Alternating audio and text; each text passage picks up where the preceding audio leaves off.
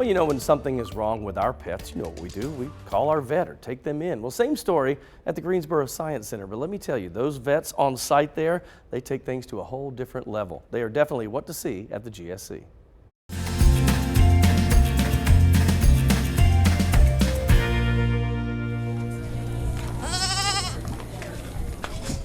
Taylor, so most people, I think, when we think of vets, we think of our vets that we take our animals to, but you do a whole different thing. Like, describe to me what happens. Yeah, so we here at the zoo, we do a little bit of what you see at your vet's office with your cats and dogs, but we also do so much more, because if you think about the animals we have here at the zoo, we can't get our hands on everybody, right? Like with our goats, obviously we were just petting Ollie here, but with some of our other animals, like our tigers, I can't go up to our tigers, Rocky and Raza, and pet them. That wouldn't end well. So we do a lot of different things, and some of those things we do is what we call a visual exam, right? So we're looking at them from afar and trying to get a good idea of what they look like to get a health assessment from afar. So as we see with Ollie, he's walking good, he's not limping from a leg or anything like that. Is he eating a normal amount of food? Is he dropping food? Is he eructating or having food come back up as a normal goat should? So really it's the initial assessment that takes you down the tree, right? Yep. To go to the next problem, see if there is an issue. Yeah. And we can get a lot of information from that, and that's what we do as our basis, and we can not then go to the next step. And then we don't need to go to that anesthesia exam that has more risk, right? Because anesthesia does have risk with it.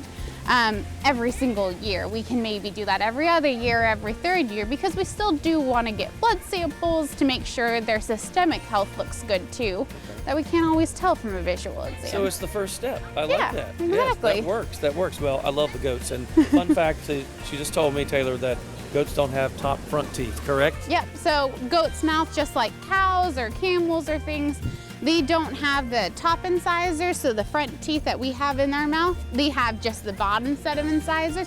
But then when we get to their back set, their molars, the teeth that we use to chew, they have top and bottoms back there. So they cut with the bottom front and then grind with the back. See, there you go. That's why we're here to teach you. That's your fun fact of the day. Well, that is an interesting fact. I know. I had forgotten we shot this a while back, and I was like, oh, I forgot about that. Yeah, so we learn things like that all the time. And so their vets, obviously, they're dealing with not just, this is the easy part, goats and that type of thing, pigs, but when you get to more exotic animals, they have to do like dental exams on tigers. Ooh. They have to put them to sleep. Okay, Yes, that's what I was going to say. That's the first thing that I'm Yep. thinking about is how do they get them to obviously stand still. But anytime I go to a zoo or an exhibit or things of that nature, tigers is my favorite thing. They're I beautiful. mean, just to watch them and just the energy, it's just a cool thing to see. So there was one time at we were GSC. at GSC. We were doing, we were getting ready to do something with the tigers, but I had my back to the exhibit. Oh. And our photographer looked at me and he went, look.